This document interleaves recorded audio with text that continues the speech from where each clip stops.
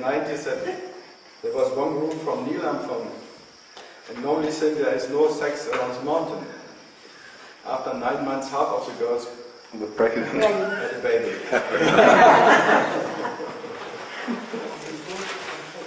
So much about sex. Maybe that was the second coming of Jesus. Second coming? Of Jesus, yeah. With all the divine children. It's already blasphemy if you say Jesus came once. Well, according to Mary Magdalene, he did more than once. Even go to hell for that. Yeah. Just said Jesus Well, came where twice. do you think I am now? You are in the kitchen of hell. Wait until the living room opens.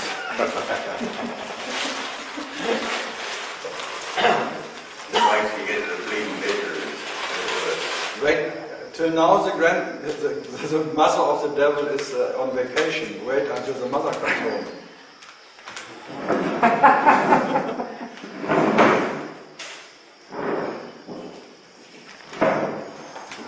She called Bloody Mary. Bloody Mary, yeah, they're great actually. Virgin Mary, that's Bloody Mary. Much better. Much better. At least you can drink her. Yeah.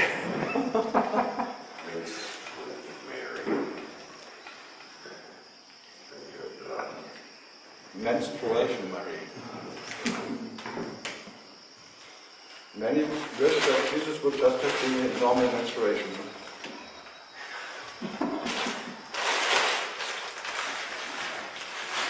Not me. But many things that they self should have been just a little. Bye-bye. That's just wrong. It's ginger. This is the process. It's good for your lungs. Oh, I For my lungs? Yes.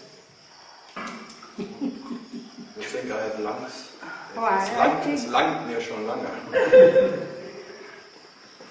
I see you chose the right side to sit in.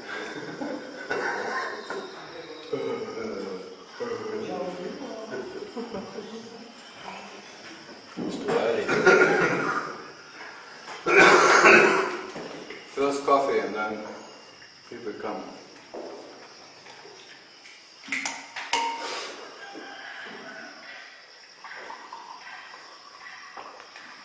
Did you bring the ladies yesterday? Yes. Yes, I knew they would not come back. They wait for money. Yeah, they're more into Madoka. She said me, it's not for me, he's not for me. You tried. I tried. No, they tried? No, they didn't try. He tried. He tried.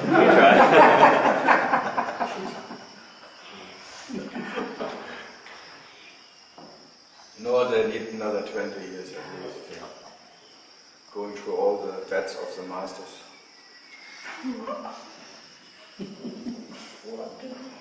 Hard masters. When the master gets hard. It's a hard master. They don't get. They don't get? I don't think so. You don't think so? Did you try it?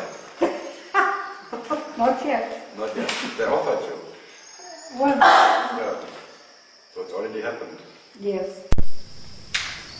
You already went nearly into.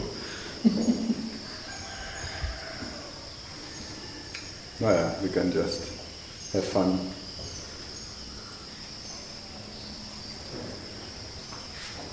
So,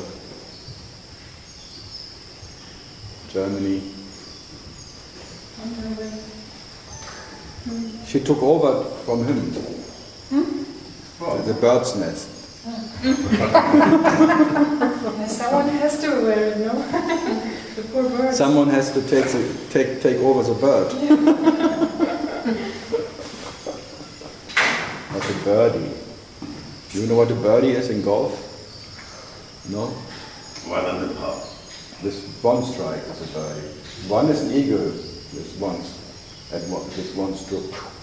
A birdie is with two, I think. No, it's under par. It's how many under par you are for the hole. No, but the birdie is two, if you reach the hole in two, I am sure. No, you will I watch so much tiger. You playing golf in Malacca? I played once in Australia, 1983 or 84. I played golf for a few weeks because I had a bloody friend who wanted me to accompany my gallerist. The gallerist asks you to play golf, okay.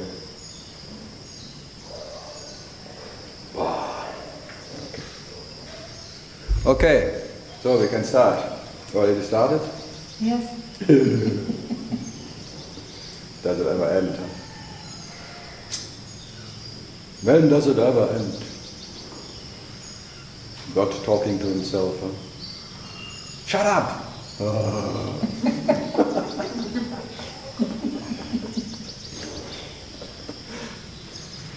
And the worst is when God becomes a lady. Then it's too late anyway. That's what's called lay. It's a big delay.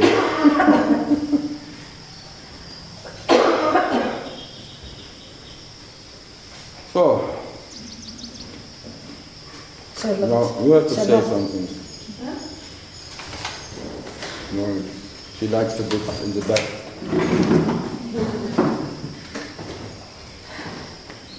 She is on each side one lady, then she is sandwiched by female energy. You are sandwiched by male energy. Whatever you wish.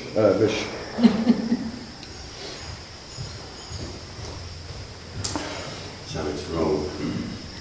Too many women's isn't right. No, it's balanced. It's not normal. It's not normal. Yeah, no, that's not normal. Sometimes Thailand is the whole front is Women. you dare not sit at the front They kill you. and they kill you. They bite. They're biting you. Bit. More Germans? Yeah? All Germans? All grabbers. Or what? Guru acting is Spain. They like that. I grew up in Spain. Yes. More pain in Spain. From Ivan. For Ivan. Yes. This is for Ivan. From Ivan. From Ivan. Ivanovic. The horrible. Ivan the horrible. From Ivan. So, may Ivan come every day with something like that. But he is gone. Shit. Back to Eindhoven. Ivan from Eindhoven, that doesn't fit. So, good. So, Steven. Ready? Ready? Yeah. And? Okay. On Sunday you were talking about carelessness. Yep. Can you say a little bit more about what you meant? Carelessness? Yeah. Is that what takes absolute care? But there is no caretaker. So without a caretaker there is no good or bad caretaking. But it's the absolute taking care about whatever, because it's just being. By being the absolute, that what is taking care and carelessness. But there's no intention, of course, because there's no... There is no, as I said, there is no right or wrong caretaking. It just takes care about everything. So the absolute caretaker doesn't care how it, and it's blind about that what it cares about. It has no favorite or no preference. There's no good or bad. No, not such thing as a, So one is more worse than the other or something. it's also the absolute caretaker, I think you might have said, or whatever, doesn't care. No, whether doesn't care. anybody- Doesn't care is one who doesn't care. That's a caretaker which is relative. Yeah. The relative caretaker cares or doesn't care. The absolute carelessness is not even taking care. It's just by being what is, taking care about everything, just by being it, but not about caring about anything. So it doesn't take care in a relative sense. It takes care about the absolute sense by being that what is life. Life takes care just by being life, but not there's one who takes care about life. But There is no two in it. There's no preference for anything. No, as there is no two, there cannot be any preference. There's no preference for war or peace. No, or because it doesn't know war or peace. So that carelessness by not knowing what is good and what is bad or what is just being that what is the heart of everything. So the heart in its nature is total carelessness. Because for caring it needs two, but for heart there is no two. So for life there is no second edition of life. So there is no life who takes care about a second life. That would be a caretaking life. No, the absolute carelessness is there's life and silence, whatever you call it, and silence simply means there is no second who can disturb, not even because there's not even one. So there is neither one or a second. There's just that. You can never put it into some whatever concept. And carelessness, lessness is always absolute. Lessness means being neither connected or disconnected from anything, like low side. It's another word for freedom. The freedom who doesn't need to be free from anything because that's what it is. It cannot be free from anything because there is nothing to be free from. That's the nature of freedom. That is lessness, like absolute.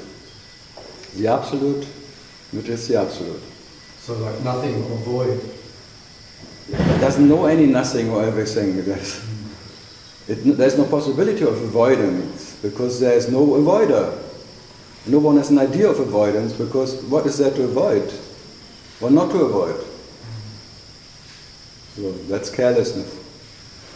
I'm whatever by being what I am, like being that carelessness, talking to that what I am, that's the only good company Brahmana talked about, and not about someone who cares your well-being or your understanding or anything. So that selflessness is always present, or presence. And then the selflessness realizing itself in a self, caring or not caring. But the self who is caring or not caring is already a dream, and not reality.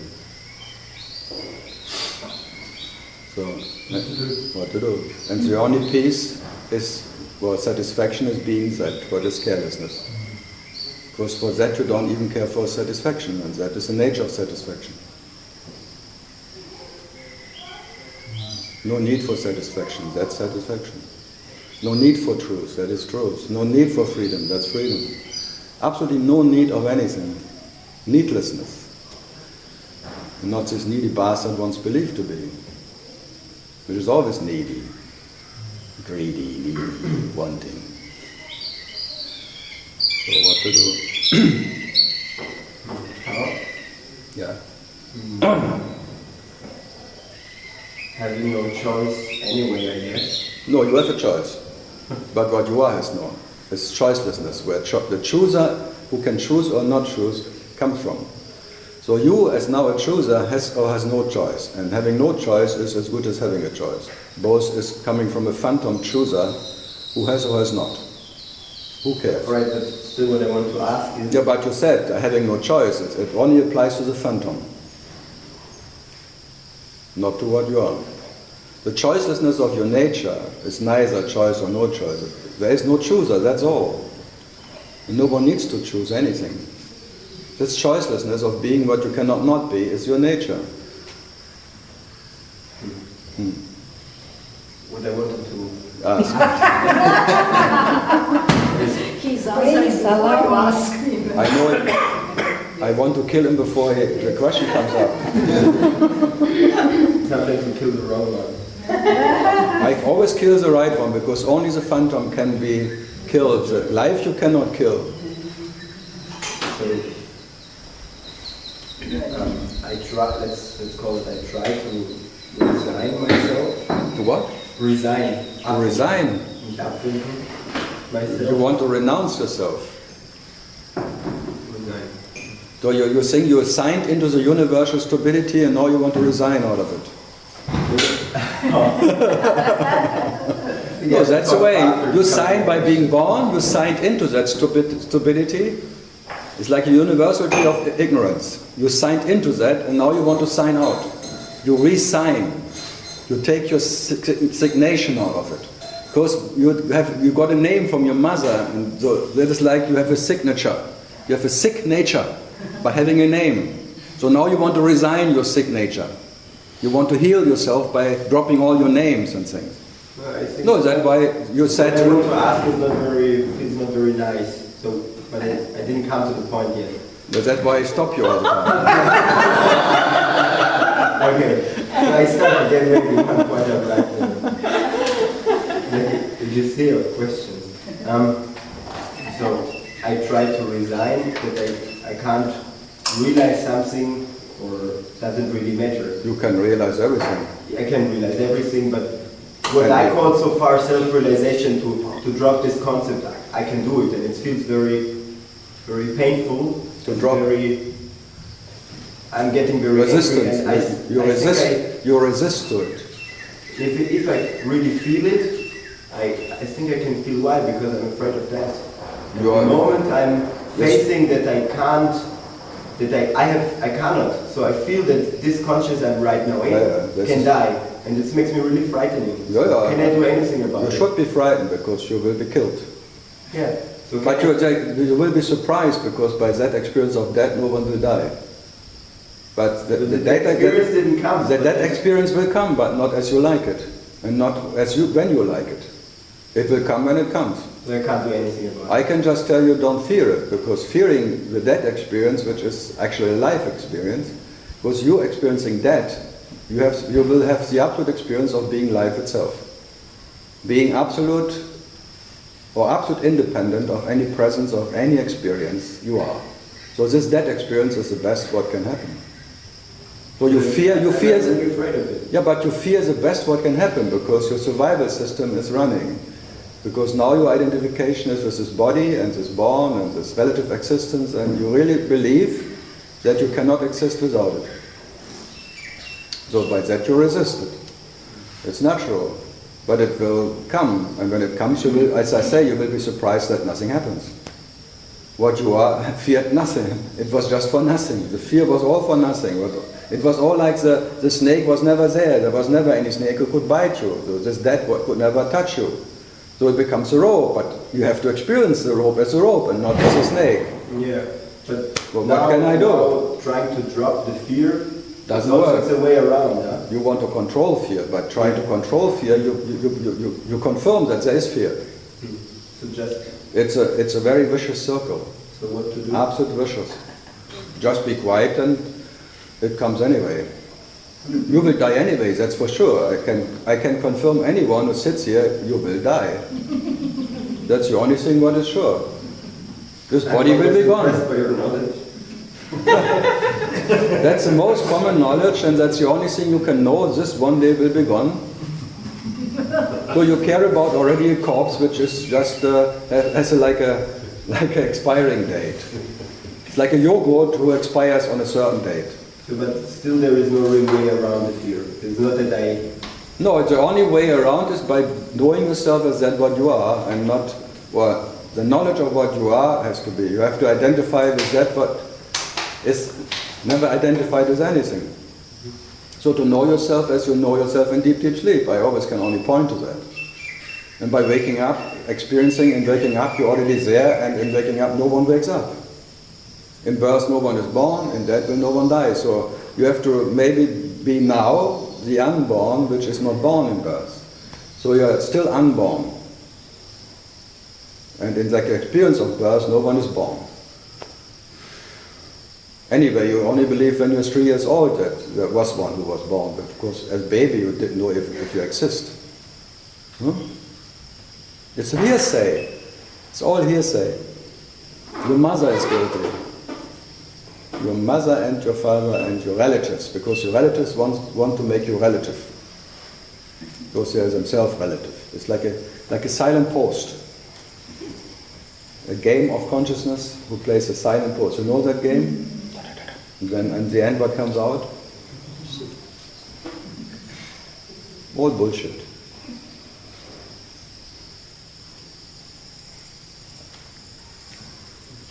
No, what I try in this whatever this meeting is like in that fearlessness of what I am, maybe in that fearlessness there is like you disappear for whatever time. In that whatever. Because I take over thinking, speaking, whatever, and you can just rest in that fearlessness. And by that is like already you initiate it and nothing else counts anymore. Actually, only that what is fearlessness. Because everything else becomes very pale and empty. But I can't come to that point when I don't really... You cannot come there because Yeah, exactly. you will not be there. That's the whole Exactly. problem. You are not there when fearlessness is. Yeah. Yeah. So it's not for you anyway. So, That's why I never talk to you. so facing this fear, there is no way around. Because Facing a fear is just confirming it. It's just a game of phantom who wants to control that what he maybe can control in this realm of fear. So what? And then you may become a phantom who doesn't fear anymore. So what? It's still a phantom who doesn't fear. Oh my goodness. It's an advantage. I agree. Having no fear is an advantage. But who needs it? And the answer is very instantly me. And the me claims always that it has or has not. And me is unenlightened, and then he claims to be enlightened. And me is unawakened, and me claims to be awakened. So it's all a me story, or he story, his story. But what you are is uninterrupted what it is. And I can only point to that what is never, never. And not to that what is a fleeting idea of. So because I never will arrive there, I have to die. No, you came. You, as you believe now to be, you came and you will be gone. But what you are, your nature will still be what it is. Yeah, but the belief, what I think, who I am, will be gone with you. So it's worth nothing. So it will die. It was never alive. The idea that it can die confirms that there is something what is alive. It will not die. Even that is a wrong hope. Next time you have the same problem. Because wait a moment, there will be a loop of this infinite loop, and then you sit here again and have the same question. And I give you the same answer. Maybe. I try next time give you another answer, but I'm sure I will give you the same answer. So what to do? In this infinite, in this eternal now, nothing ever comes, nothing ever goes, so every question is eternal in its nature, every answer is eternal. There is only eternal life as reality and realization, which is not different in nature. So nothing ever happened, nothing comes, nothing goes. So what to do? There are mosquitoes here.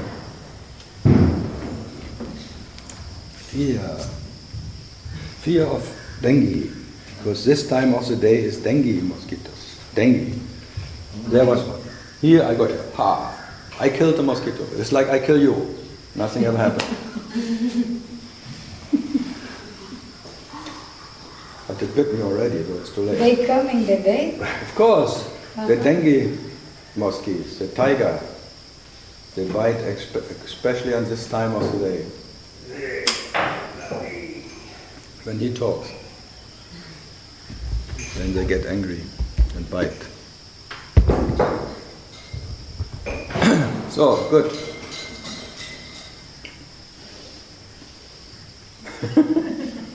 He's steering, he steers so long into himself that he reaches himself.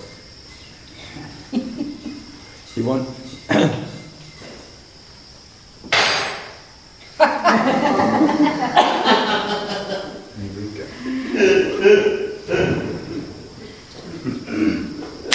So this is like the ego, it itches for a while and then it's gone.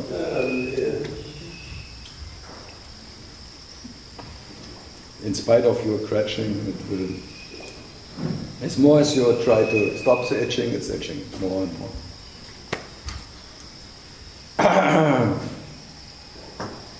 So, good. All good? All good. You're from Austria? Austria. We saw also before. In Vienna? Goldetsch. Oh yeah. I see so many faces. I would not have placed you here in Tiru.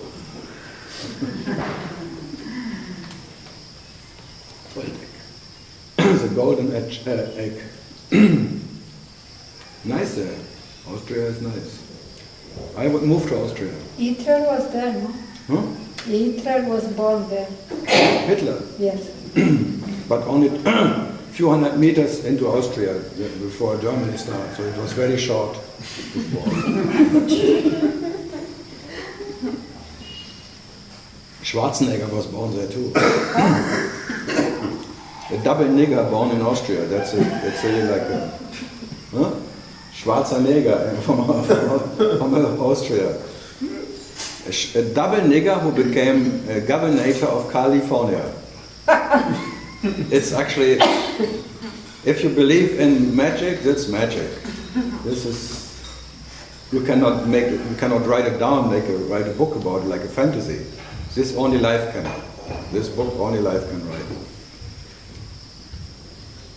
When Mr. Reagan becomes president of America, it's impossible.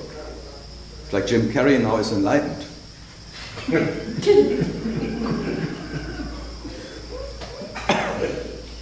Fantastic. Steven Seagal's Room is shine. Who was this famous movie? The Mask? huh? About God? No. Truman's. Truman Story. Oh, the Truman Show. Now he's really a Truman. Fuck. And also Yes Man. Did you see it? No, I don't watch Jim Carrey movies. I only watched 10 minutes of Truman Story, then I was already... If I see his face, I could... Always the same face. It's like... Only Eckhart Tolle could take it.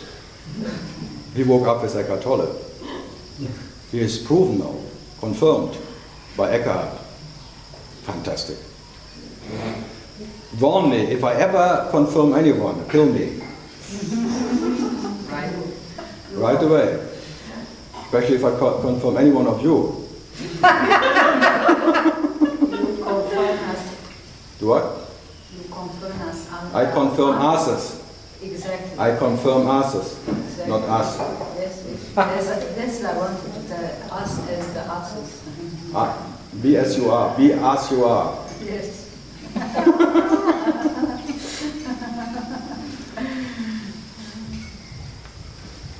Good.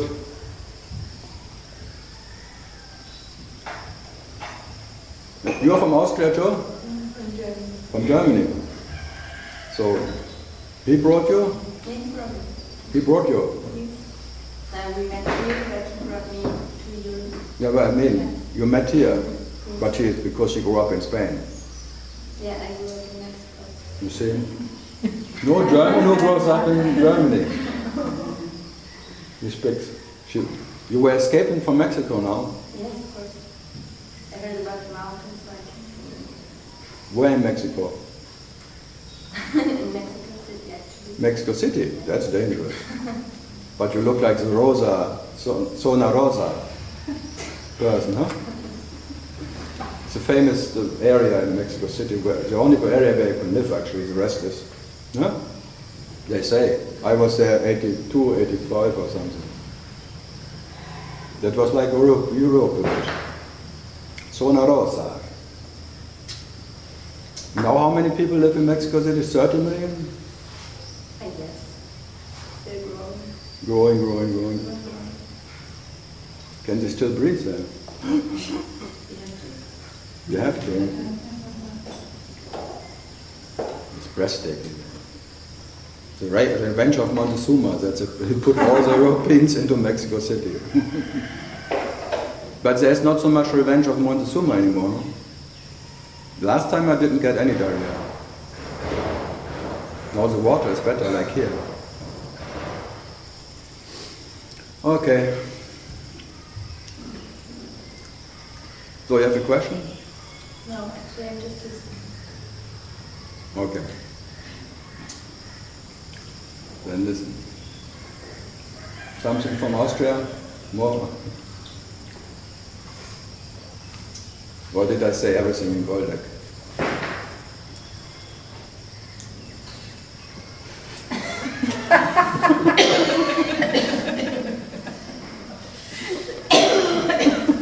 Austria undecided as ever. So it's like Austria, 12 points. European song context.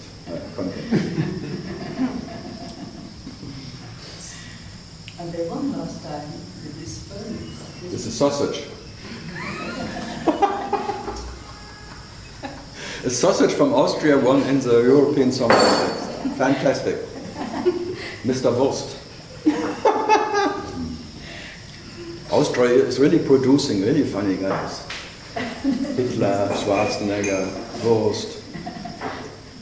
The worst is the best. The worst and the best.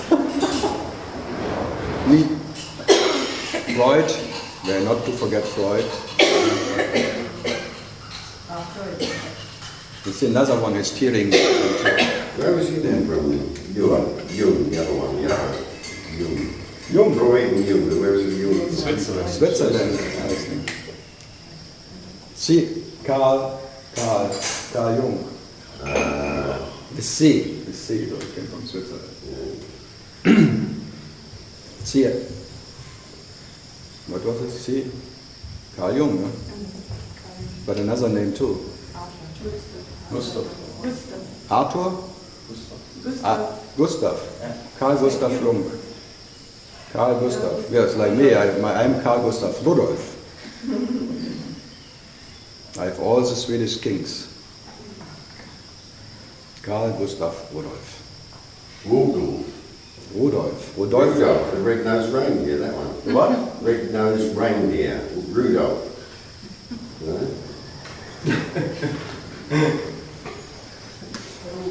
You articulate a little more clearly, please.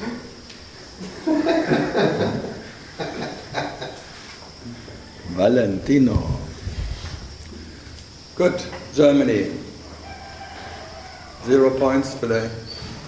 0 points? 0. Yeah. No question. Not yet. So good service. Not yet. It's like, did you come? Not yet. Did you come? Not yet.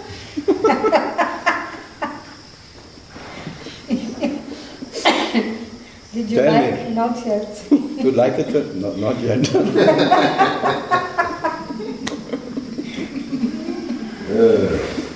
Oh no. Perfect, I think that makes sense. Fantastic.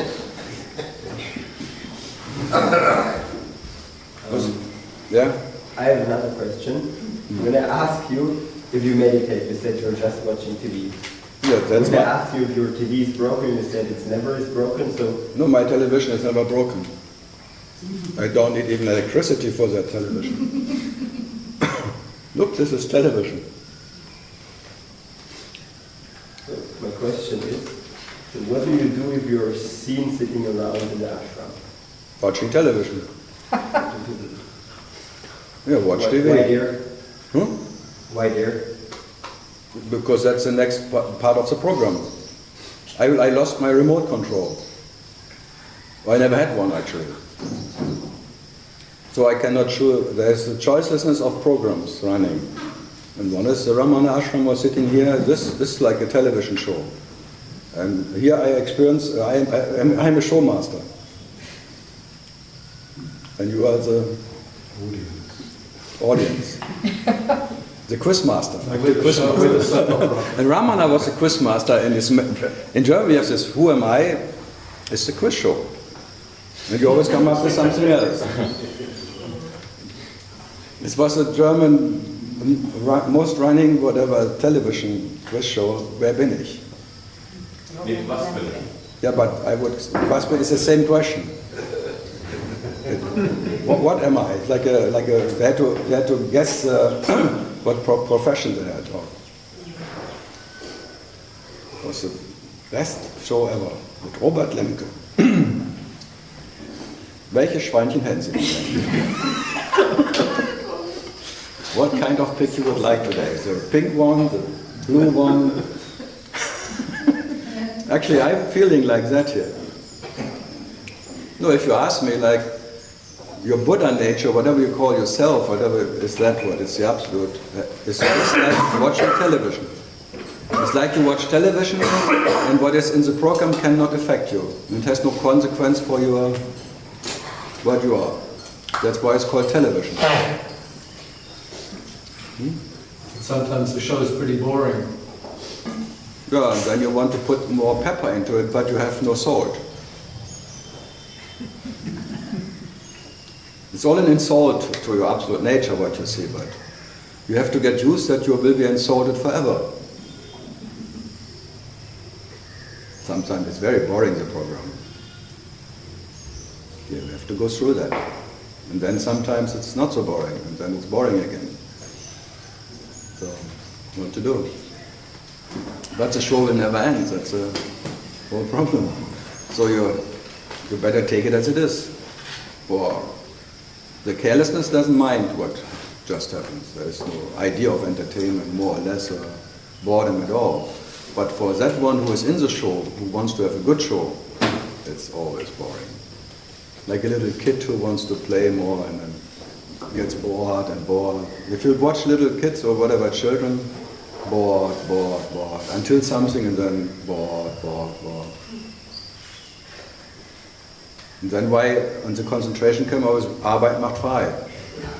Because when you work your ass off, you're maybe not so bored. That's why work is invented, just to keep you busy, that you cannot think about your boredom. So what to do? Keep busy. Meditate, keep busy. Actually meditating then is the most boring show. Huh? If you compare sitting down, closing your eyes and going into that and then expecting something out of that, or maybe you try to get used to boredom by meditation. What if you don't expect anything from it? Then there's no meditation. Really? Yeah. No one would call it anything. There's a namelessness of. Then it's just realization, but we would not call it anything. But if you ask me like that, then everything is meditation or television. Meditation like the absolute in action. That's realizing itself. So the absolute action of the absolute energy, which is what is life. That is meditation, but there is no meditator and nothing to meditate about. It's just life, living life. Being in the stillness, you would call it meditation. No one can be in stillness.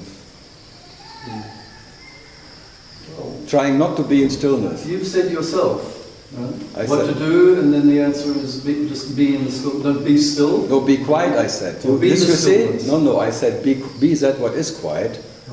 But in that what is that, there is no one who could be quiet. So be that what is quiet. So be quiet and see, because that is the absolute witness, what you call the Buddha nature, who is always silent, but it cannot stop dreaming or watching or realizing itself. So that in that sense you cannot stop your own realization. So what? So be that what is realizing itself, but now trying to find yourself in your own realization, that is the ignorance. And Ramana taught you have to realize yourself. And you didn't talk to one who has to realize his true nature. No, you're already what you are. And because you are the absolute, you cannot not be that. You have to realize yourself. And it will never end.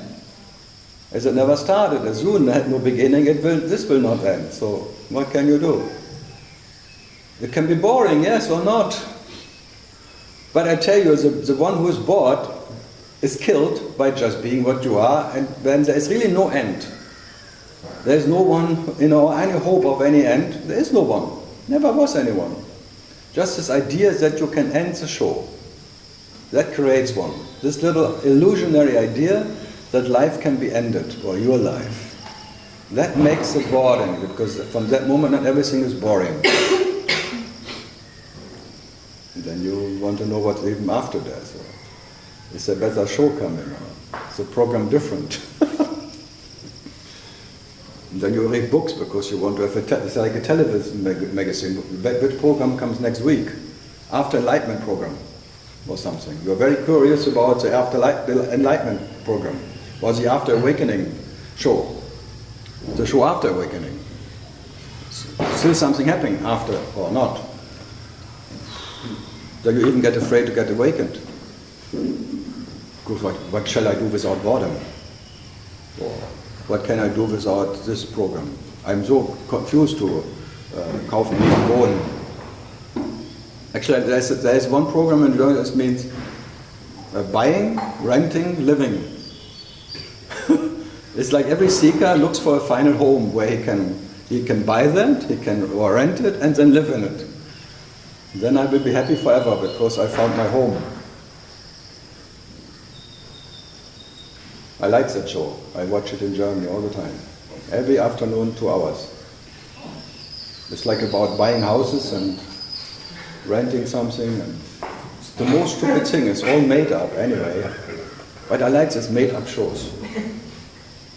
The real estate agent is fake. The one who wants to buy is fake. They're all fake. Because I know in Berlin, I know them all. And I know they already have something where they bought something. And this is not a real estate agent. I know him, he is a shop, whatever, clerk or something. I like it. I like the fake. That's an illusion within the illusion within the illusion. It's all a mirror in the mirror in the mirror in the mirror. And the mirror is only there because there's a me who can experience them in a me roar. A roar me. It's roaring. Me roar. Then you look into me roar and you are really total whatever. What you don't want to be. Then you start roaring. The beast wakes up, especially when then the beast tries to make it bearable, make up something. Good. Me error. Me roar. Wake up and roar. Good. More from grown up in Spain. Yeah, I have another question. Yeah. Like a few days ago, it started this feeling that out of meditation, to say, like a feeling of silence, and it's continued. Doesn't matter if I start to think or not. It's somehow everything felt real less, or less real. Less real. Yeah, and I don't like the feeling. Dreamlike. And because I think it's not more real or less real, it's just feels different. What is it? Well, perception just maybe shifted a little bit. The perception shifted, exactly, but... Yeah, from that this is real, this is my body, this is my reality, to this is like a more spaceship reality. Like a formless, from the form to the formless, and now you see from the formless, and then you see all the form is not real. It's like you perceive the forms now as more unreal as before, because before you were already established in that, and now you are exactly the same me in it, but I can't. No, there's the same perceiver. Yeah, the same perceiver, but I can't get rid now of this perception. No, it will change again. Yeah. Yeah. Like It's permanently shifting the whole day, but normally you don't make a story out of it. You don't have because normally you only have a story of me real. Like an uninterrupted, you make it an uninterrupted story of me. Like you know every moment what you have done the whole day. It's all your reality. And if that is breaking this chain a little bit, then there is more like you shift, but the shift is not a shift. It was always there, the space-like thing. It's just the perception. Most of the day goes there, but you don't make a story out of it, so you don't remember. But now the remembering, it's more, because you start to remember even that one, so you make even that to your story. So first only the personal story of the body, and then even the so-called non-story of the spirit. It's just actually, I would like to get rid of it because I believed a long time that's it. Like that's more real now. But it's, yeah, the second reality. It's a trap. It's a second reality. It's a second There's a reality. first and there's a second reality. And now, then you go to the third reality, which is awareness maybe. That it's like from the KO here, from this cross body to the more etheric space, and then comes the awareness. All these three, those three realities, the Trinity, and then you shift between them for a while. Because first you think the second is better than the first, and then the third is better than the second and the first, so you're from the observed to the observer to the witness, and then up and down. In all of them, the perceiver can die. No. No? It's just different ways you experience yourself. They're not better or less good. They're just different, that's all. Maybe in one little thing there will be, they're just different, but they don't make a difference. They don't make any difference. No? None of them has any consequence. So none of them is more or better than the other one, or gives you more, is more true or less true. They're all false. All three are false. Or you can say all three are empty or dead experiences. They're just different, and whatever is different, it's a cemetery experience.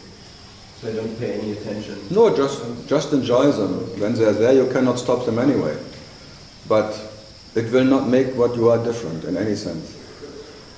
You don't get better there, or you don't get less here. You're never more or less in any of them. The moment I can't tell, like realizing it or accepting it, whatever happens, the moment I feel this, then I'm afraid of that.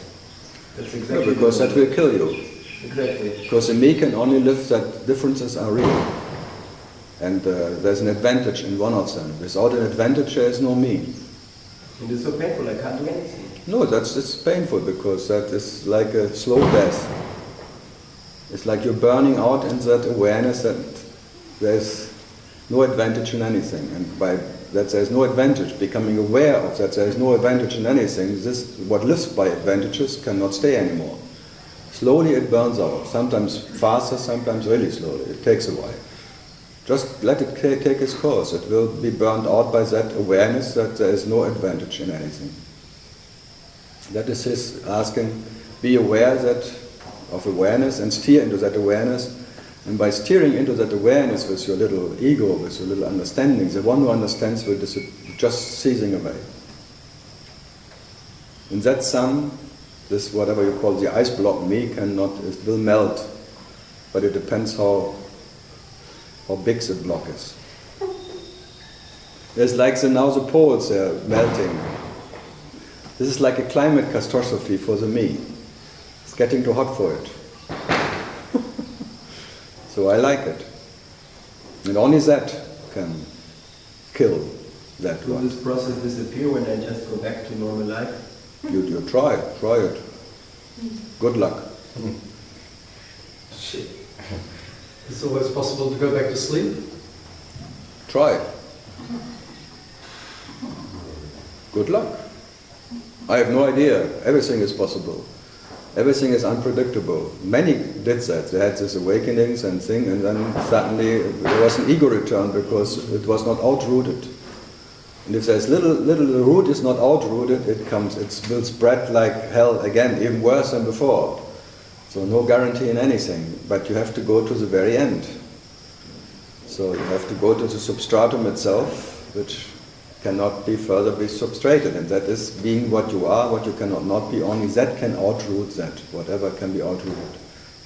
And being established totally in that, what never needs to be, this paradox you cannot, and only the self can do it by not doing anything, by being quiet, by being what it is.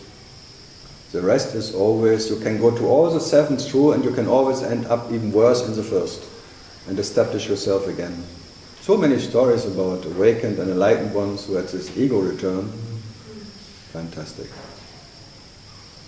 Just a quarter of them. One or two.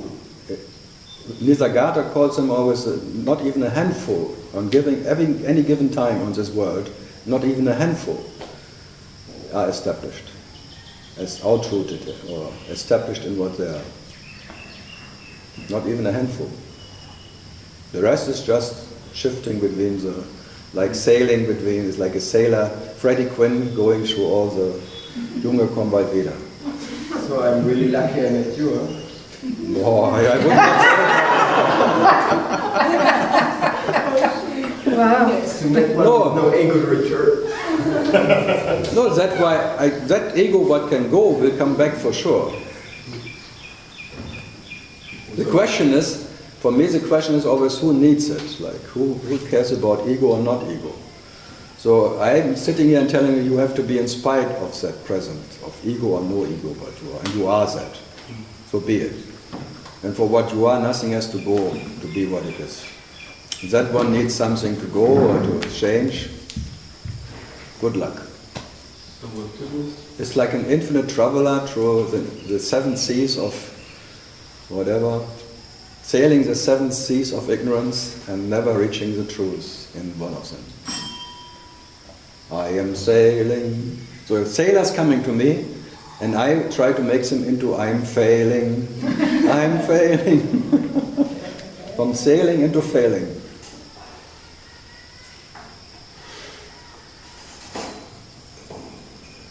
Deine Heimat ist das Meer. Mehr, mehr, mehr. More, more, more. Good. No, I would not go so far that you're lucky to meet. I would never meet this guy. I'm also not very happy with you. Block. So you like this bottle, it needs something what is not this bottle, who opens the bottle, push the buttons, and then it can always close it again. It never needs, it's never thirsty, that's the problem.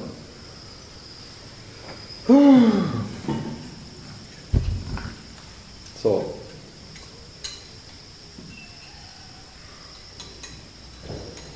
failures. I see failures, I see failures, Lucky. from the morning to the night, especially when I look into the mirror.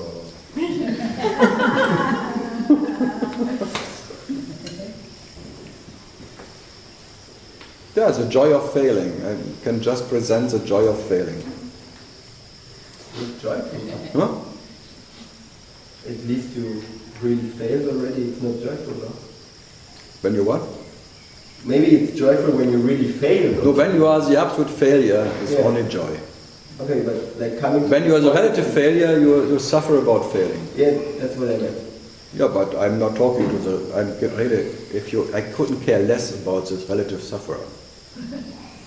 I have this problem. I really give a shit if someone is suffering or not. I cannot fake some compassion or something. Because maybe you can say I am compassion, but I don't have compassion. And compassion is blind to anything. Everything else is pity, and I don't pity myself. I'm not here to pity myself. So I'm not in self-pity, and as I'm not in pity, I cannot pity anyone. So compassion cannot be owned, and compassion cannot be shared. So I cannot have compassion with anyone, and whatever you can have is pity, coming out of self-pity. But as there is no pity here, I cannot pity anyone else. I'm not longing for it. No, but that's the question always. They always say, Karl has no heart. Yes, I agree, I have no heart. Because I don't know what is heart and what is not heart. You can say, I am that what is heart, but heart has no heart. And that heart never shows itself in any special whatever, compassion or something. So having heart is having pity. My heart, that's a heart knot, which is always a pressure in your chest. This ownership. Having a heart, my intellect, my spirit, my soul, all this ownership. That is pain. You pay attention to something what is not what you are. Then you pay with pain. Little part pain. Maximum pain. There should be maximum pain for that original sin that you believe that you have life, that you have heart. Yes, you're already punished, and that's why they put you punishers. I punish my shots. So if you have a treasure, you will be punished that you have to take care about it, that you always mind it, and you always have to, and you fear to lose it, and all that fear coming out of having something. And that's a punishment, by having something, relatively. And you just deal with peanuts, come on. You are the absolute owner of existence by being existence, and now you believe you have a body, you have a spirit, you have a soul, all these peanuts counting. That's why all the seekers are like micey and stingy, because they always count their little peanuts, their little experiences, their little deep insights, or what the silence experiences of yesterday.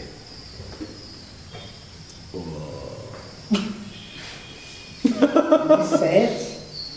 It is sad? It's sad. I said it, yes. Yeah. It is sad. So the moment you pronounce your name, you are sad, because you said it. When God pronounces God, God is fucked. You're the sad guru. I am the guru of sadness. I said it. And I'm absolutely happy that whatever I experience is sadness. There is no happiness in anything. Whatever I experience is ignorance. And I'm absolutely happy about it. I enjoy the ignorance as nothing. And absolutely happy that what I am can never be experienced, not even by myself, in any relative way. Never will, never was, and no one ever did it, no one ever will do it. What cannot be done, knowing oneself. Fantastic. So in that I'm enjoying the sadness. I was always afraid of finding my Satguru, so there will be no choice anymore for me. Especially, you say, if you would listen to himself, he would, my Satguru. They want to own the Satguru. It's fantastic. My Satguru, my Shiva Mukti, my whatever. Ownership is really like, it doesn't end. And they want, that's the disciples, they really want to own the Guru. They want to they want to employ him. They want to be the boss of the Guru. And the Guru has to behave as they think a Guru has to behave. Absolutely. They have a standard Guru. They read something from some books on how a Guru has to behave, what he is doing, and how whatever we have to feel in his presence and all of that, and they're always expecting what they read in somewhere, how it has to be. So it's a great achievement, right, to find a Satguru. You can never achieve it, because you never find a Satguru, because when there is a Satguru, you don't exist anymore. It was ironic. You are ironic? I met a lot of people, they were thinking really they made a great achievement finding their Satguru. They felt very... The final Guru. Yes? I know, because they make a Satguru. The Satguru doesn't know any Satguru. So by not knowing any Satguru, there is not even a Satguru. Guru. Like I'm not a pigeon. Guru. Doof. I'm not doof. But then it's quite exciting, no? It's like a mystery, and the day you live the day like this, no? In a mystery. You say that it's boring, but it doesn't look boring. I didn't say it's boring. I understood. Huh? I understood. You understood? Yes. I said I'm experiencing boredom, but I'm not bored by it. That's a bit different. Yes. So for me, boredom is absolute entertaining. In that sense. Absolute boredom, absolute entertaining.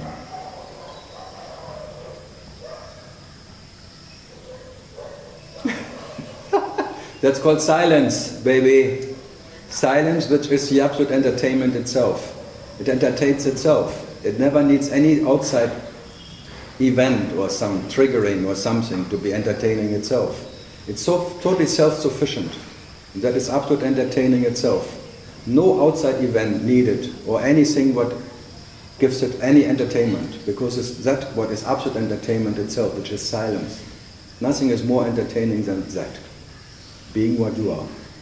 Everything else is boredom, but not that. So, now I said it. Does it make any difference? Thanks God not.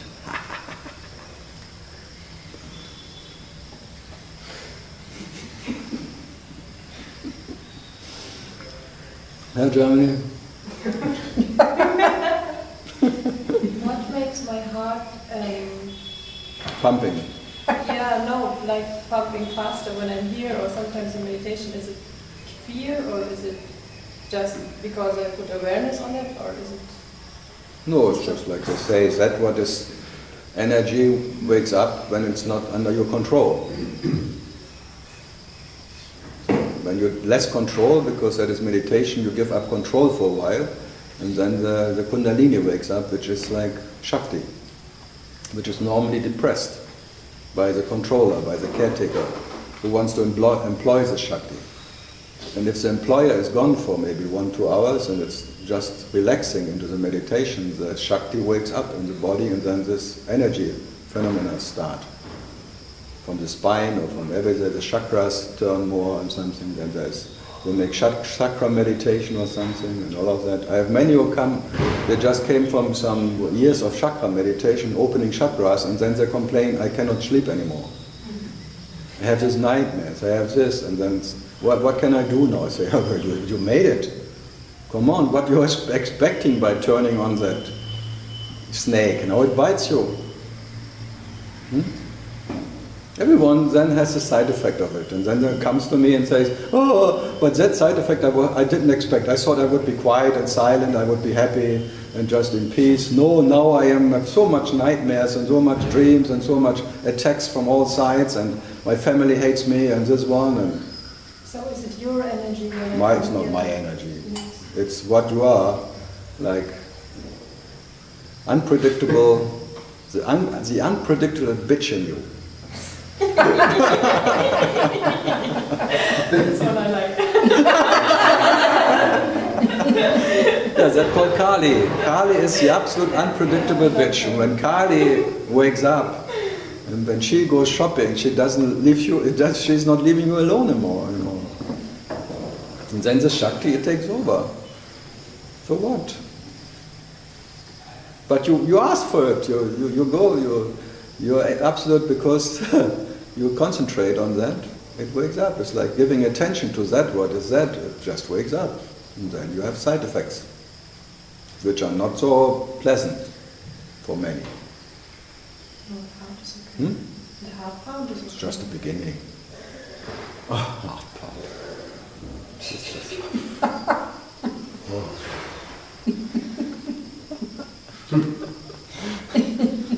Let's see what's the next year comes. Oh my goodness. No. Is it the same with everyone, or similar? There are some similarities, but always different depending on how many blocks you have cared in your whatever. It's like how many dams have to break. And it's like a dam breaking, and then it's overfloating by parts of you never realize that you have some. Suddenly you have some experiences. How can that happen? Did you see the last movie Lucy? Yeah. That is like when dam breaking, when all that energy wakes up, there's knowledge in you. Normally they say 10% maximum you use from that, or for your consciousness thing. And when it wakes up, it's like more and more percent. From the promille, more promille, until it's maybe, that's the final as being 100% means you are that what is, which is always 100%. They say. Then it's like a enlightened one who has no dams anymore, it's just a free energy without any dams. Is it enlightenment or is it true nature? That's enlightenment. We don't talk about what you are, we're talking about consciousness right now. These are all phenomena in consciousness. But when you don't want phenomena like consciousness, but They will happen anyway. Consciousness will not stop. Still, what you are is unaffected. There is no bridge between that. The absolute dreamer you are was never part of the dream, and the consciousness you dream about this or your realization as consciousness will always have these effects on each other. It's like relative consciousness now maybe is shifting to more not relative. And then finally you will be cosmic consciousness, like they call it, and then you are the Maha consciousness, Bhagavan. But it's all false. In German, Bhagavan is really something. You cannot stop digging. The Bhagavan. Der Bagger zu spät im Baggerloch, das ist der Walter, der baggert noch. Er waltet seines Amtes. No, we're talking about now effects, cause and effect, and or not. We're talking about a body experience, a phenomenon, and what kind of, when consciousness now maybe shifting through different levels of consciousness, and all of that we can talk about, but it's all dreamlike. So what you are, no consequence, and it will not become more or less by whatever these experiences of consciousness mean. But when we talk about effects, cause and effect of consciousness, it's a different realm. This is a hunting ground for Shiva. This is the divine hunting ground. And he always hunts himself, but he cannot shoot himself. So, but whatever he shoots, he has to say it's not what he wanted. And finally, when he becomes a total hunter, the absolute intellect, like a cosmic consciousness, resting in itself, that means like it is energy. But there is no one who can be that. That would be 100% being what you are, or consciousness, what is consciousness, by not knowing consciousness, what it is and what is not. But still what you are is unaffected. It's not more by that. And that's only advantage can have consciousness, like an idea of advantage being cosmic consciousness or relative consciousness. The personal or impersonal only applies in the dream of consciousness, but not for reality. So yes, there is things happening, and some you may experience side effects of whatever your insights and understandings and meditation. Everything has like a consequence for in this dream, because there's like an action, there will be a reaction to it. That's called the cosmic law of karmic law of consciousness. Whatever consciousness is experiencing, creating a reaction to that, or is doing, there's a reaction to it. So that you can experience, but by all that consequences, experiences, whatever, it has no consequence for what you are. And that is the main thing. The rest will be an infinite movie of consequences, or reactions, or actions, whatever you call it. But all that action-reaction game is only in the dream, because only in the dream there is action and reaction. And in being what you really are, you can just be without all these side effects. No, you are in spite of it. But still, you have to experience yourself in all of that, as you cannot stop it. Because you are not in the dream, you have no influence in the dream. So your almighty nature has no power in the dream. If you would be in the dream by almighty nature, you could stop the dream instantly. But as you are not in the dream, you have no power in the dream. And what is in the dream has no power because it's just a dream object. So that what has power cannot, and that what has no power, neither. That is Neti. Neither you can stop the dream or what. This powerlessness, helplessness is what you are. So that helplessness is the absolute Parabrahman dreaming himself as whatever, and he himself cannot stop his own dream because he is not part of the dream. He cannot even stop dreaming. So what to do? Yeah. So that experience can arise from each part of consciousness? It can arise in cosmic consciousness? No, relative consciousness? Every moment you have a dead experience. Every moment. This moment dies and the next moment appears. So every moment there is a dead experience. Something gets totally destructive, but something else is born. You don't have to wait for anything. That's called the cemetery, birth and death. This moment, before this next moment comes, is already dead because it will be gone. So whatever you can experience is a dead experience. You can only experience that. Life cannot experience life. So now believing that you're born, you're in a permanent death experience. So you killed yourself for some relative bullshit. You committed suicide believing in that you are born and you have a body. It's amazing, huh? Now you suffer about being relative. So what is there to do? Can you repeat it again? No, I can never repeat myself. It will be totally different. You have to listen to the tape. You have to remember when I said it. Oh. So like my English teacher.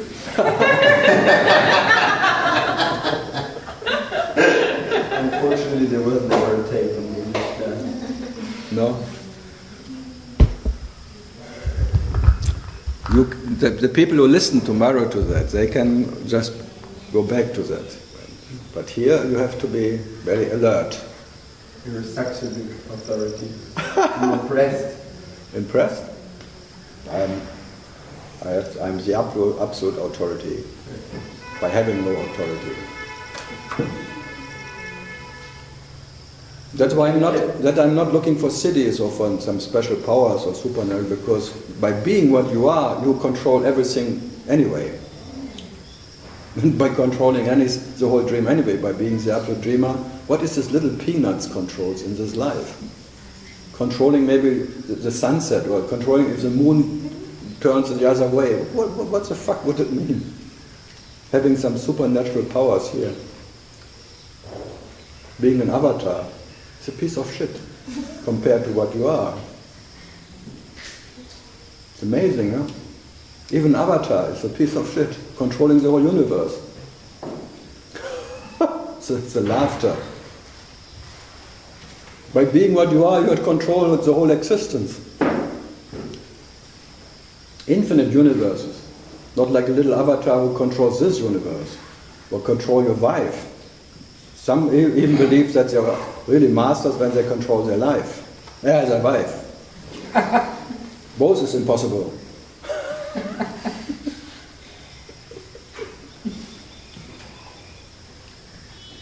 So what to do?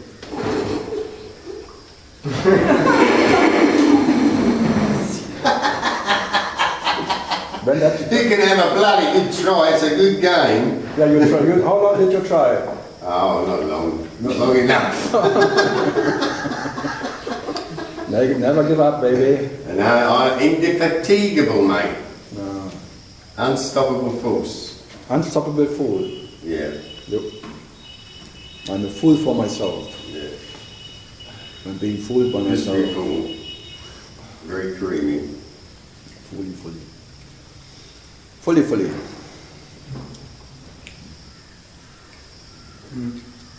Huh? Like this, you said the death experience is happening every moment. Between moments. Any experience is a dead experience. Any. The Buddhists call it empty, but I call it dead. It's the same.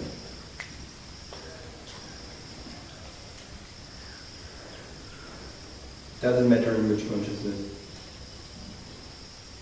If every experience is a dead experience, then just what? All the 7, whatever, dead experiences. All samadhis are dead experiences. Even the samadhis, imagine. Even the special, whatever absence one calls samadhi or something. Even that impersonal samadhis of masters, all dream. All the saints of all time, all dream saints. All whatever you can imagine. Dead. Yama. That was the only reason I was buying a Yamaha.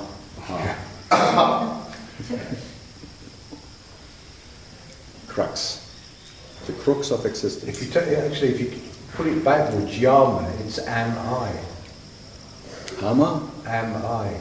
Yeah. Am I. A-M-A-Y. Why not? Okay. Is life the absolute experiencer? Who? Life. Is life synonymous with consciousness, without No. the kind of personal life? No. Consciousness is the realization of reality. And the But life reality doesn't need to be conscious to be a reality, but consciousness needs to be conscious, to be consciousness. but life doesn't need consciousness to be life. So life is prior to You can say life is para-Brahman and the experience of para-Brahman is Brahman. But Brahman is not para-Brahman. So the para-Brahman is not Brahman. Brahman is not different from the para-Brahman, but the para-Brahman is not Brahman. So yeah, it's like the father and the heart and the father, me and the father is one, but I'm not the father. The same. Me and awareness is not different, but I'm not awareness. You can start. Me and consciousness is not different, but I'm not consciousness. Me and ignorance is not different, but I'm not ignorance. So this, whatever, you're not. It means that we are a part of it, or... No, it means like that the absolute dreamer can never be experienced in his dream. And whatever the absolute dreamer is experiencing is the relative dreamer, which is not the absolute dreamer. So in that sense, all the experiences are empty, because you cannot experience what you are. And that in no sense, what you are, which is in no sense, cannot be sensed by anyone. And the first you sense is a sensor, and that is already a censorship. So you censorship yourself by being that what can never be sensed. That's being the absolute discrimination, because what you are can never be discriminated between anything. It can never be the opposite of something else. So I can't do anything, and even this... You can do whatever, it makes no difference. That's why do whatever, or don't do whatever. It makes no difference. So even in that relative sense, then there's a kind of freedom, because whatever you do or don't do, it absolutely makes no difference for what you are. Because it has no consequence in not the slightest sense. The absolute sensor can never be influenced by the relative, what the relative sensor is sensing or not. Facing this fear of death, or I don't know how to call it, like being in... That can only be a phantom experience. It's the same death. Something what is dead is fearing death, so it's already too late. A dead phantom fearing to die. And I always I always call these phantoms walking tombstones who are afraid to be on a cemetery. Cemetery of life. Walking tombstones. Everyone has to be an engraving, rest in peace already, like a tattoo on the front forehead. In a mirror language. Every morning you should look in the mirror and then say, rest in peace. His name was Karl, and he was born, and then there's little space left for the expiring date.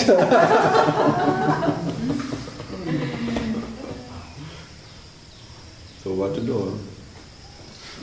Enjoy the funeral, because you only can experience funerals. Because every baby who was born, it's a funeral experience. Oh baby, baby, bala, bala. No, I'm just repeating what this guy was always pointing. People should be very sad when a baby is born, and happy when it's dying, and not the opposite. So what to do? But tell it to a mother. Then she wants to kill you. But that makes the Black Madonna the Black Madonna, the realized Mary. Because she realized she never had any son, she was never a child of any woman. Seeing her son on the cross, she see it's all crucifixion, it's all fiction. What I am, I had never any son who could be crucified, and I was never any child's mother. And I was never a child who had a mother. So. He was never a mother of any child. I was never any child's mother. That sounds good. Ah, yes. I was never anyone's child's mother. Shit. Shit happened. Well, she went into her darkness, into her absence of presence. which is the nature of one who is reality. That's why she is in Spanish countries very much more, even more than Jesus. No? If a mother is realizing that she was never any child by seeing her son being crucified and killed, that is like, wow, that really breaks your heart. This imaginary heart that you own somebody, that something came out of you, breaks in that instant. And then by that broken heart,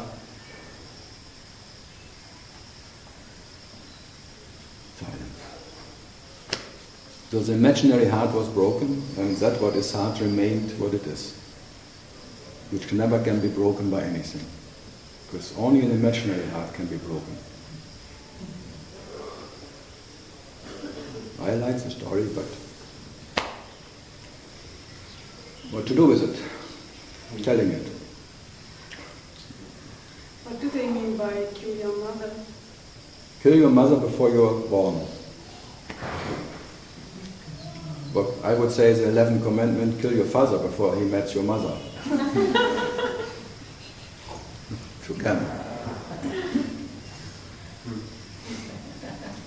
I would say try the impossible and see it cannot be done. You have to be inspired of now, mother or not, or baby or not baby. You better be inspired of, because you cannot kill something that was never there. If you could kill it, you would confirm that there is something to kill. That's the whole thing. If it really would be possible to kill your mother, then you confirm that there was a mother. So, you better be inspired of all that.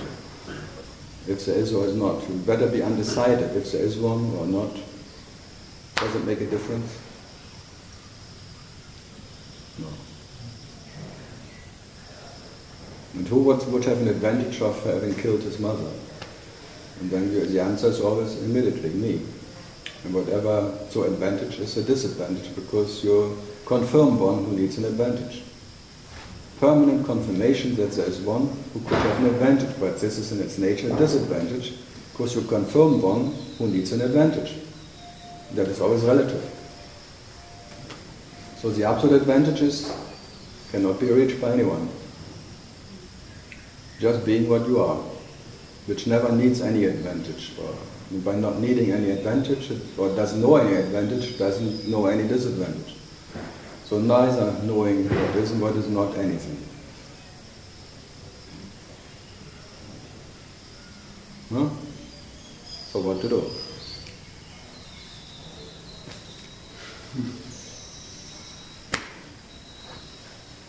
In German we say, if you look at your hands, you will fight today.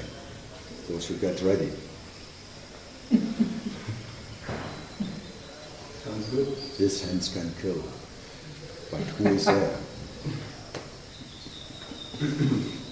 But you said about yourself? Myself? I have Your but personal there is self. no myself. Your personal self. My personal self. So you said in 1978 you had an experience. 1978? 78. You said 98 or not?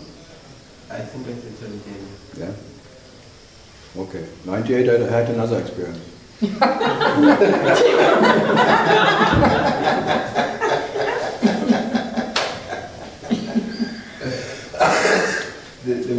As I remember, I think in every year I had some experiences. Wow. Exciting. You said that there was a special death experience, which you... Not a special one, it was like a very, very natural death experience. It's very natural actually, but normally you cannot remember. Every night you have that experience, but you wake up as if nothing happened. So you had the death experience you remembered? It was, I could not deny it anymore. You couldn't deny it anymore? Because now you can deny it because you have no memory in it. It became totally evident. So the fear of death and all this involved... Can only be because you fake. Exactly. So after this experience you were... I could not fake being born again. Huh? I could not fake to believe to be born. So this death experience was important for that? It was not important, but I could not... I had to stop taking the false as real. But it was not important. I would not say it wasn't important. I would just say it was just kicking my ass as much as I could not lend anymore. And this experience was out of all those stages of consciousness. Like can happen from any stage. It was triggered by something, but anything can trigger it. And everyone will have it, at least in the end. No. Huh? Every night you have it, but you have a memory of it. You should every night fear that you die, because you die into the absence. You kill the whole world when you fall asleep, and you're not sure if you wake up again. Well, are you sure that the world will be waiting for you next morning? You're just used to it. That's all. So I wish myself to have had such an experience, but when it really comes to it, I'm just freaking afraid of it. No, you will resist it, as you said. You resist now, and the resistance will be there. This life, the survival system of this body will give resistance. So I never can actually cause this experience. It will happen when it happens. It will happen when it happens. It's like you can say I did 5, 6, whatever years of everyday peyote and Castaneda things and shamanistic blah blah blah and all this experience before being perception, having a tiger or whatever animal experiences in dreams and meeting this one and that one. All of that maybe is like a preparation of whatever, but I cannot find any special preparation. This cannot be triggered by anything. This is like the self is after the self and will kill it by all means, and whatever is needed will happen. But there is no special technique who can trigger it. I can't trigger it anyway because in the end I doesn't want it. Or whatever you do is against it. Yeah. Because whatever you do is a survival system running. So your meditation is actually against it. Whatever you do, every understanding, everything by that you want to confirm your relative existence. So whatever you do is trying to survive as a me. So whatever the me is doing is trying to survive, even as a no me. As a no, okay. Yeah. I felt so, that's the reason I came here. It's all survival system of consciousness. Yeah. So this relative doubtful existence, even consciousness in that sense is doubtful to itself.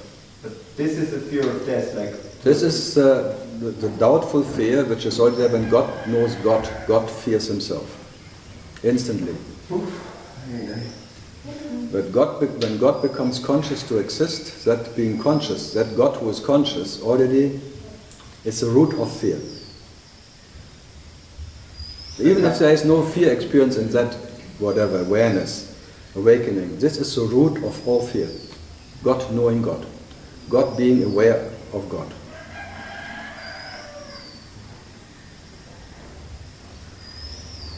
Yeah. So no way out. If there is no way out of God, God cannot become not aware about itself because it's like a divine accident happens. God becomes aware of God. There's already separation, experience of two gods. God who is aware about God. And that of that, all this is the root of all you can imagine. And from that moment on, he tries to get rid of the second one. For he wants to know his beloved, which is even is worse. Because there's a love affair with yourself starts. There's a lover and the beloved. God falling in love with himself, but he only can fall in love with an image of himself. And then he becomes very narcissistic. I can't do anything, but still... Whatever you do is you want to confirm, you want to know your beloved, you cannot stop it. So why do I think when I come here... Because you fear when you know your beloved, there is no love anymore. The love affair will stop, end. And you are still loving yourself too much. This is the hard knot. You are so in love with yourself, this self-love is pain. The passion for yourself. The passion of Christ. That's why they call it the passion of Christ. Because whenever you are not what you are, you cannot wait to be again what you are.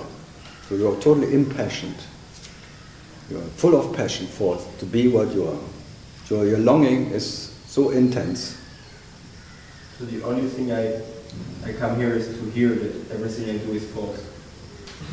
No, that it will never stop. That's the way you realize yourself. I can only say you can say your absolute nature is love. Call it love. I call it underwear. I could call it anything. At least it's absolute. But if you call it absolute love, then this absolute love is realizing itself as a lover, loving, and the beloved. In this trinity, you can say. But you are not the lover, you are not the loving, and you are not the beloved. You are that what is the heart of all of that. So in the way you realize yourself is always good intention. And the good intention is trying to know yourself.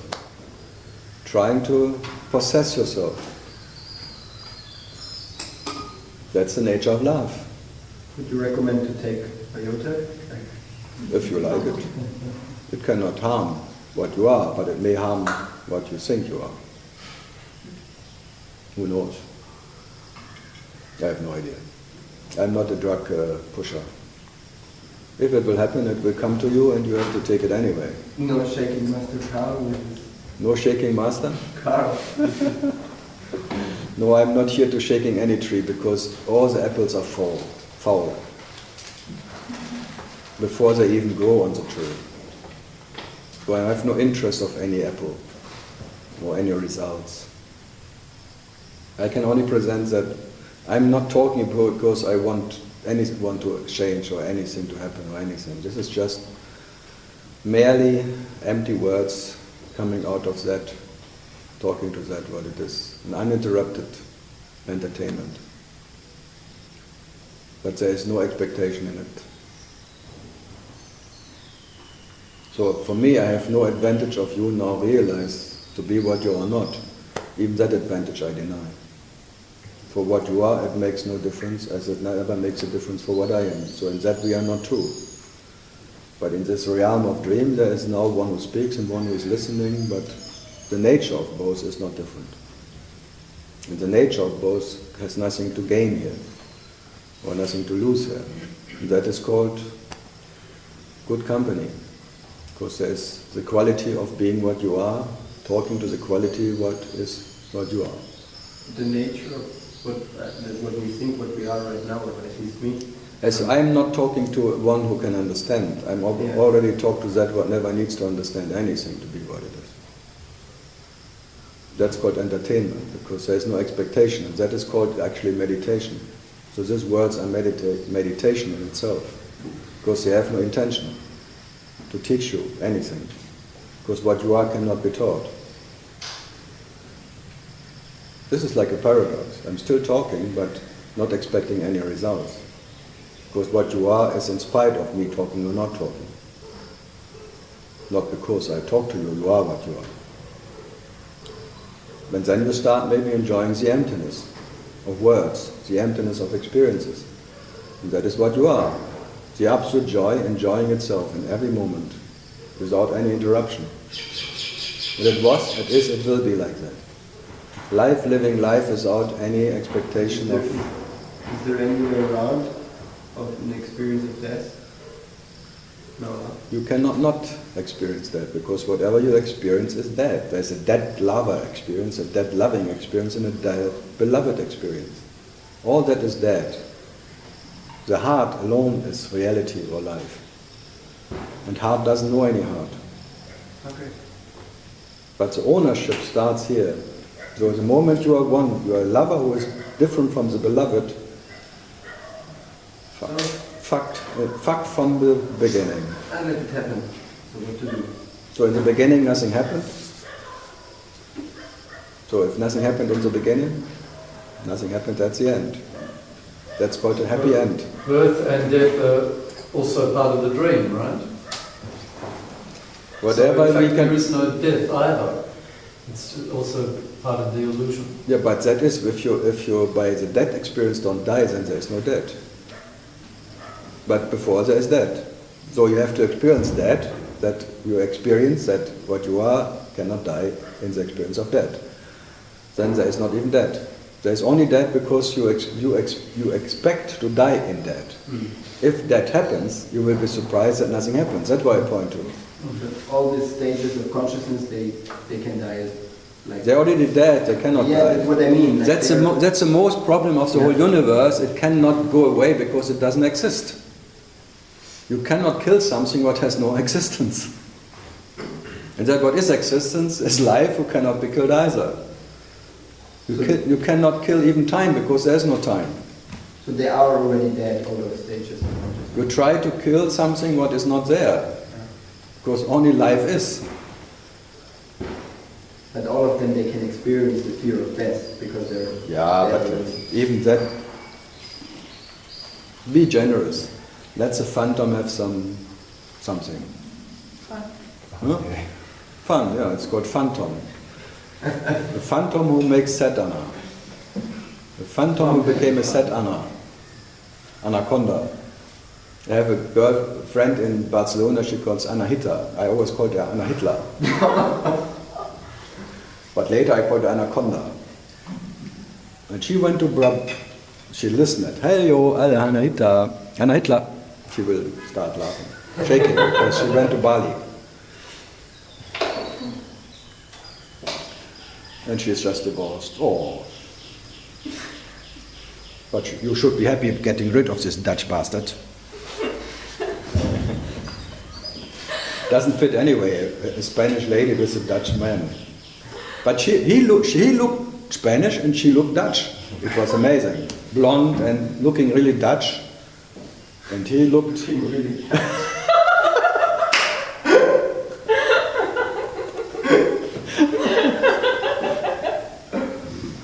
Yeah, sometimes it's really strange. From North Spain, they really look sometimes really Dutch. Or German even. Or even German, huh? Perhaps he grew up in Germany. He could be German. You would not laugh so much if you would be German, I tell you. No, but I could shout louder, couldn't I? I would be able to shout louder with more authority. Even the Austrians, they come to India, like Josef, and sing, and somewhere where you come from? Austria. Austria? So after a while they say Germany.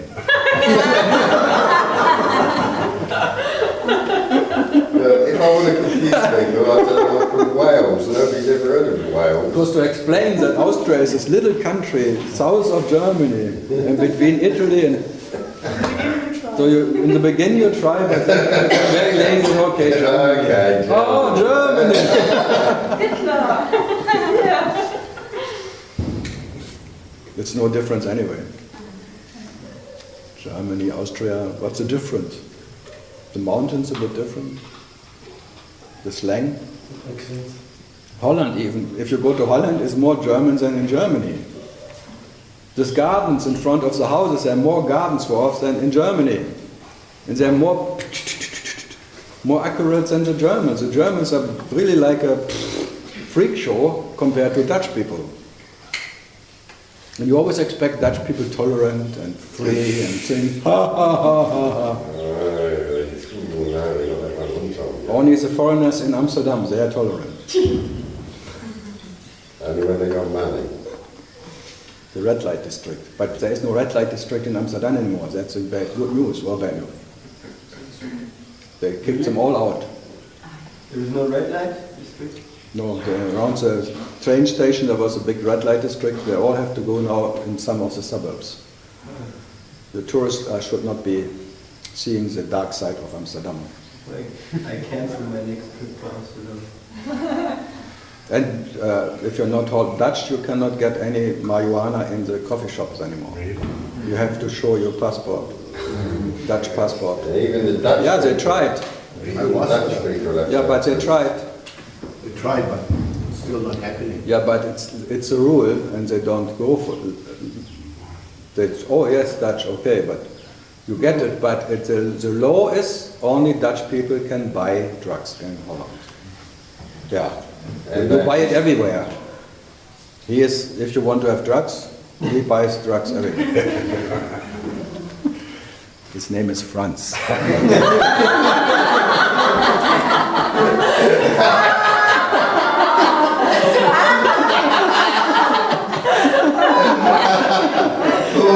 And in German we say, Franz, der kann's. If no one kann's, then Franz, der kann's.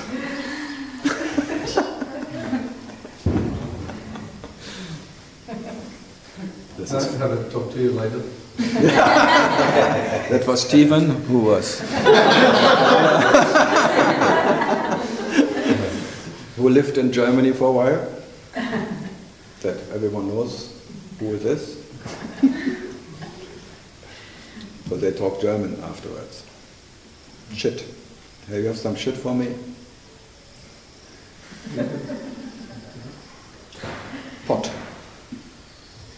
All these names for it, huh? Pot, shit. Good. Kali Ganja. Maria Uana. Yeah. The moment you smoke Maria Uana, you have an idea how Maria felt when Jesus was crucified.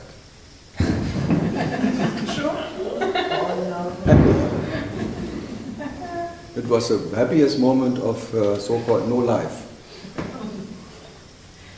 Actually, it's relative. You get what you think you get. Actually, it's a psychoactive substance. You think what you got. You actually affect. Actually. You actually affect the effect that it has on you by imagining it has an effect on you. It's a marvelous. Yeah, we listen to you. We listen to the effect.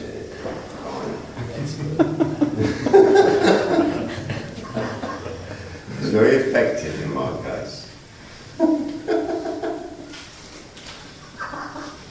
He became a marijuana plant. He's smoking himself, moment by moment. There's a smouldering at the moment. He joined himself. He became a joint himself. I held myself to account. It was a joint account. I want to have a joint account with Warren Buffett. Warren Buffett? Yeah, if a joint account with Warren Buffett would be... Very nice, yeah. He's a bit of a dealer, isn't he? Deals dreams. Or with Bill Gates, dann geht's. A joint account with Bill Gates. He's a This business. gate. But who wants so much money? Me. What to do with it? I don't know, but I want it. Good. German question? I always tell people, don't bring anybody. Maybe you have no friends afterwards.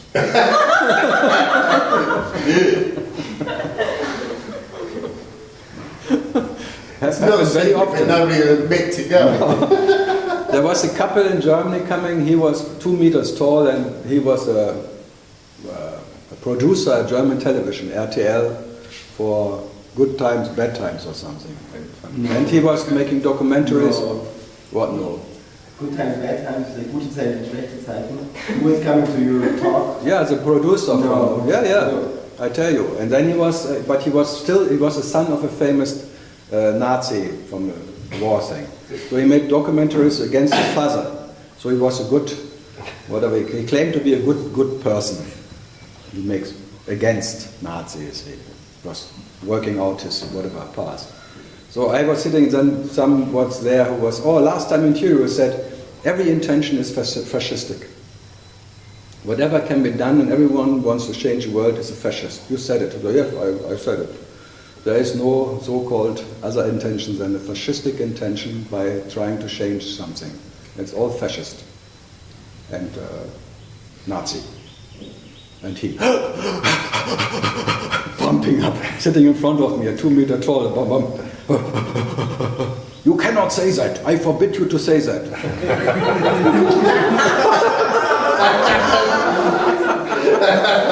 Stop it! I forbid you to say that. Say, you see? The first 2 minutes, the anti-fascist became the biggest fascist. Fantastic, and everyone started laughing.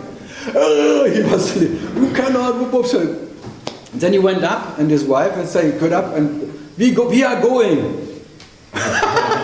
We are going, and his wife said, "I like it."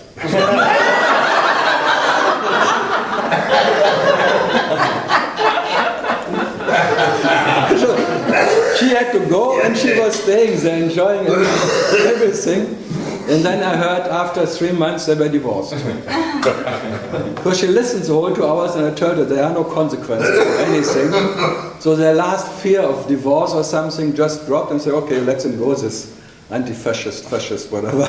I'm better off alone or something. So it's quite dangerous. But it was fun. Wow. So if you meet an anti-fascist, you will meet a real fascist. And in Germany you meet many, because in Germany there are only people who never went, there were no Nazis. It was only Hitler. He was the only one. It was one of them. And he was Austrian, so there was never any German fascist.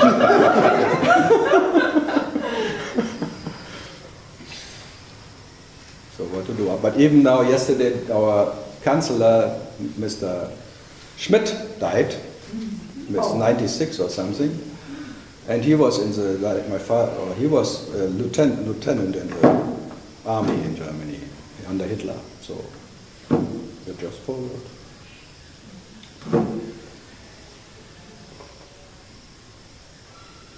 So, any question about it? Everyone wakes up in the morning, hail me. Hallelujah.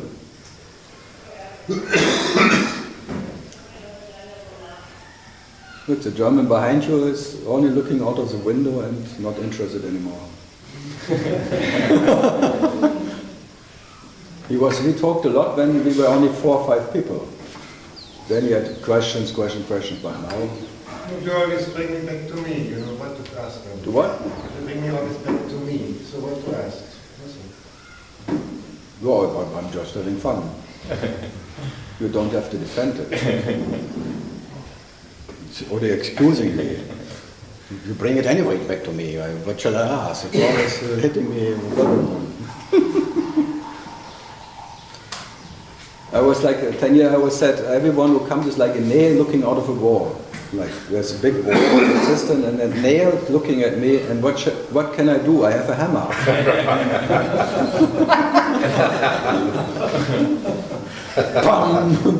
So I try to make the wall plain.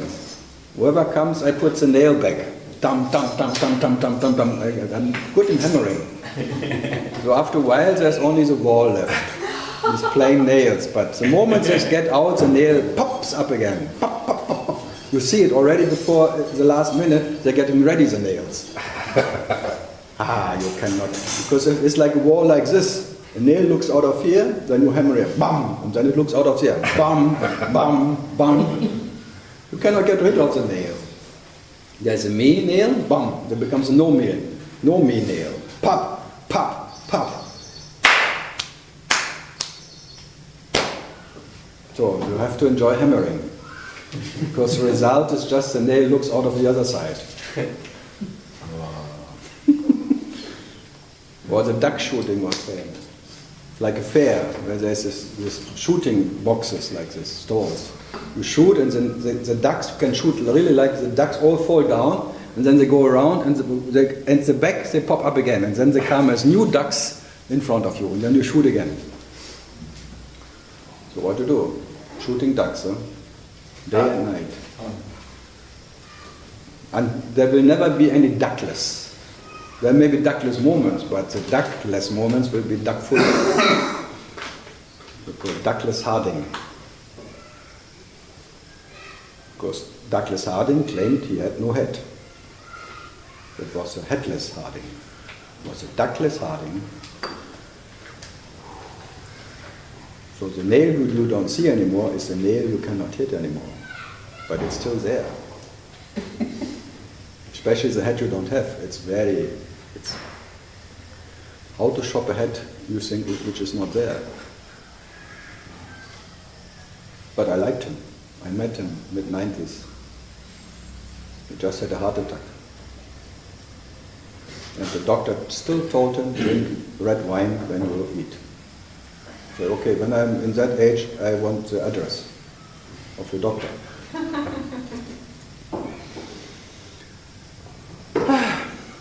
So, what's the time? 15 minutes more, come on. Don't show tiredness. Keine Müdigkeit vortäuschen.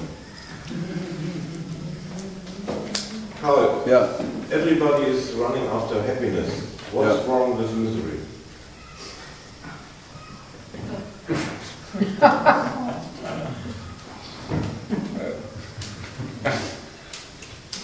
Deutsche Frage. Deutsche Frage? A German question? No.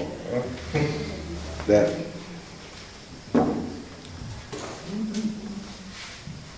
Misery is as wrong as happiness. Both come together, I would say. When there is an idea of misery, there is an idea of happiness. When there is an idea of happiness, there is an idea of misery. What would be one? One cannot be without the other. Actually, they love each other. They're depending on each other. So let them be a happy couple. He wakes up in the morning, every morning he says, Eureka, no question. You have to make question. I hear no question. You have to make question. Yeah. Be inventive. Don't. You are not for nothing here. At least you. It's like your body producing sausages. You have to produce some question. It's a mind sausage. Be generous. This shit factory has to produce something. If you don't produce any question anymore, then maybe the factory will close down. Then you fear that you are out of business. So you better produce sausages in this sausage factory. Sausage. Yeah. Yeah, when you wake up, there's always these ideas coming. Huh? No question.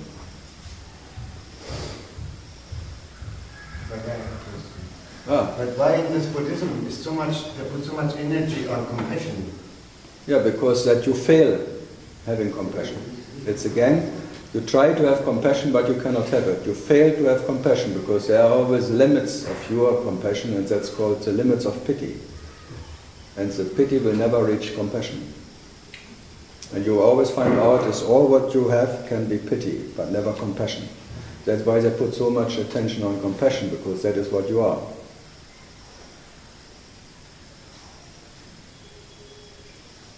Now you know what to do with it.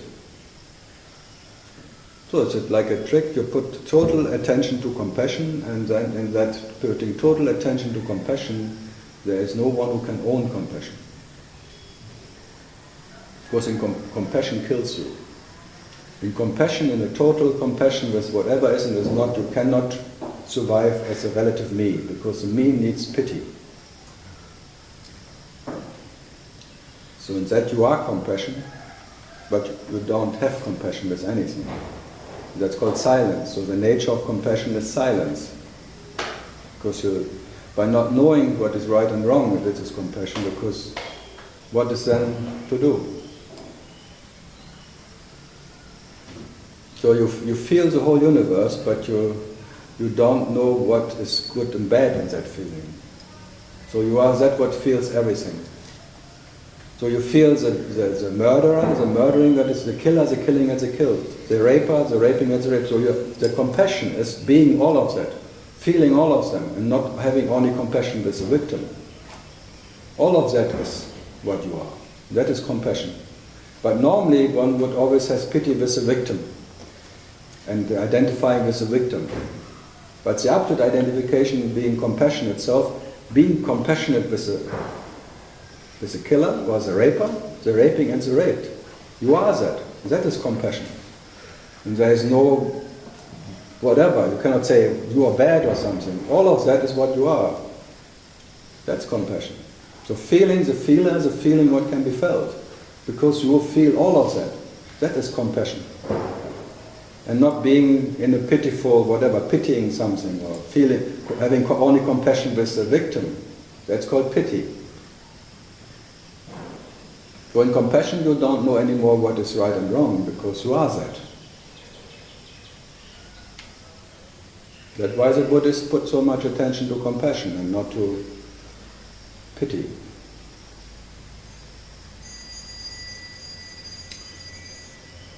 Ask me. I don't know where the answer comes from, and I don't have to know it, because it comes anyway. Were you ever afraid that you would What? run out of answers? No. Or No. And I'm not afraid that you will run out of questions, because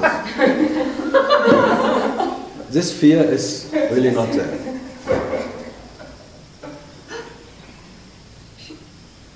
Even this guy in the heart cave, Vipassana cave, he really for sure doesn't need any giving any answers anymore. But whoever goes there and meditates on him, we're getting quiet, and every question who comes up will be answered by him. If you just be quiet and silent, there will be questions coming up, but it will be a voice of him answering you. So even he, being now maybe, I don't know, 800 years dead or 1,000 years, I have no idea. It's like his samadhi there. He is really mummified under this rock there. So when you go there, he will answer you. Not because he needs it. It's just he is like a knowledge who is answering it. Vipassana is a heart cave under the candle ashram. Yeah. Who was there 800 years before? What? The sage. Which one? I have no idea. Vipassana. And Ramana was afterward in the same. He was in there too. Yeah. They talked together a long time. It's a good company. He doesn't mind to give answers to all stupid questions. Like me, actually. I'm not so different to that. There's only stupid questions and stupid answers, and I enjoy the stupidity. What? But it's always talking to yourself. It's like sitting around the fire of awareness and talking to yourself. What else can you do? You cannot not talk to yourself. Try not to talk to yourself, then what? Then you don't talk to yourself. But not talking to yourself, it says a lot.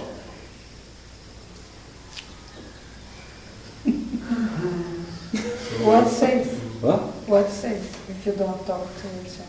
Yeah, then you're fed up for a while, and then you're like no, I don't talk to you anymore. It's like a sour relationship. No, I don't talk to you. Not me. I don't like your questions anymore. I don't like your answers. No. I now try to find someone else. Then you look all over the world and trying to find someone else you can talk to. But it's all worse than... So you have to be your own personal Jesus who talks to you. Because he always talks to you. He's sometimes fed up, but always, because it's really family. It's the only family you have. Me, myself, and I talking. That's a true family. Me, myself, and I talking. Absolute. Explaining oneself, permanently. You're the explainer, explaining what can be explained, all the time. You're explaining yourself infinitely. Fantastic, huh? And sometimes you get bored, and you're very boring. And then you try not to talk anymore. But then you start again. No end to it. You always watch a bit of TV in between. This is just, as I said, a quiz show with yourself. You produce the questions and you produce the answers. And when you have all the question answers right, then you call yourself Aro Bingo! Is there any surprise? Yeah, sometimes you have the answer before the question comes. Then you have to wait for the answer. That's why sometimes it feels like I'm impatient. Because I have this question and I know there will be a question, I have this answer, but I know there will be a question, but where is this fucking question coming? This answer wants to be expressed. But I think I have infinite time to wait for the right question. But it will never come. So if we were to ask you if we had the opportunity to ask only one question. It should be original. It should be original. Yeah, try to find your original question. Try. Well, I've been thinking about it for a while. I think you will think about it, you will look for it for the rest of your so-called life. Because whatever you come up with, whatever comes and think is already asked infinite times before, you are dread, it's like an input of something, and there's no such thing as original questions. And no such thing as original answers. But try. So try to find your question. There was never anything like your question. The questions come, you don't know where. It's like the thinker is already a thought. And the thought cannot think. The absolute thinker is thinking the thinking what can be thought, but itself cannot think. He never counts himself. So that what is producing the producer, producing what can be produced. He never counts himself. But without that being the absolute producer, there is no such thing as a producer producing what can be produced. So the thought, and so forth. It's not the tense man, it's the invisible man, the innocence man. I sit here and point to that there can be a sense of a sensor, that what is sensing the sensor is with and without the sensor. That's all. And that you don't have to read because you never lost it. What else can I point?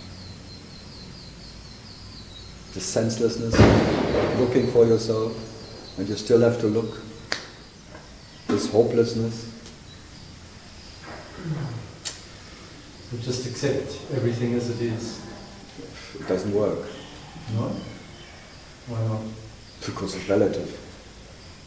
That what is acceptance doesn't need to accept, and that what needs to accept is relative. It will be limited.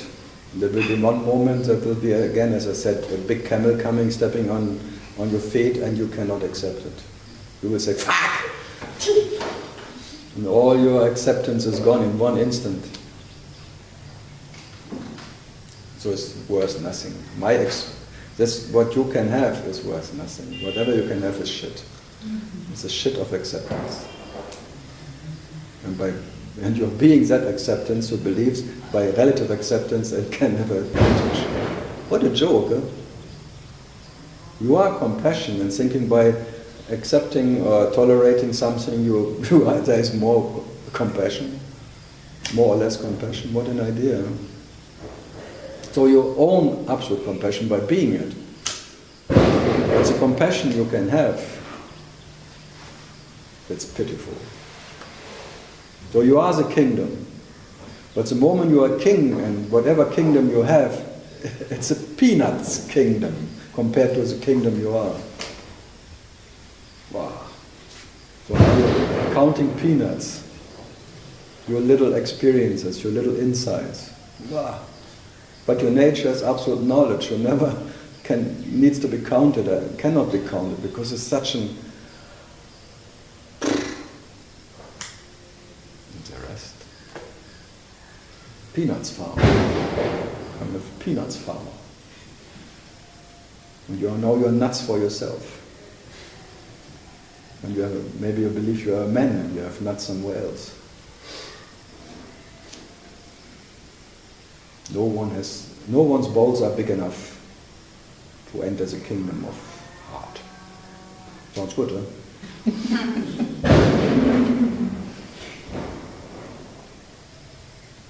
No guts. 3 minutes.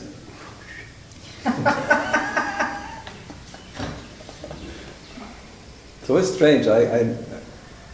Many people get tired when I do it, but I'm never tired. What's going on?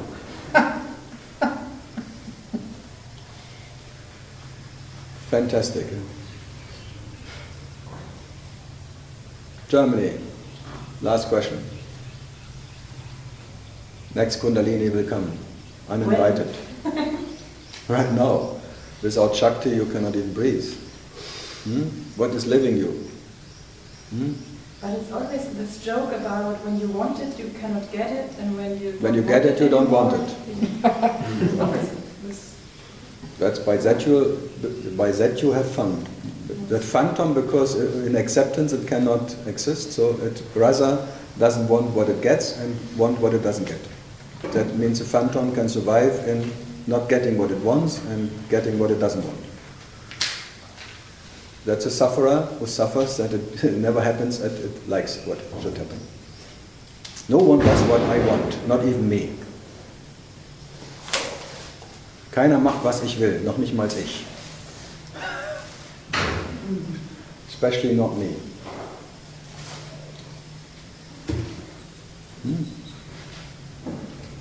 So good. Okay. See you. When I see you, I like to see you from behind. Bye bye. The Brazilians, I hope I never see you again. The Brazilians, they like to see the women from the back. Yeah, but they too. Yes. The Indians here. The Indians here? The Indians in front, the breasts. It's a frontier. And the men, Brazilians. The Indians back, have more guts. The Indians have more guts, so they can see the frontier. Than the warriors. Frontal.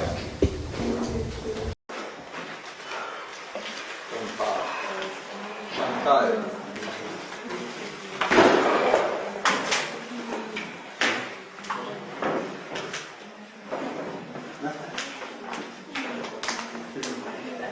You move in today? What? You move in today? Yeah, at least we get the key and try for more weeks. Well, you can do it I have whenever. 2 weeks time. Or 2 Until end of November we have Right, so you can... Well, it's quite complicated. If you have to do it in 1 day, you're always under stress. Have you got a truck and everything? They come. I don't have a truck, but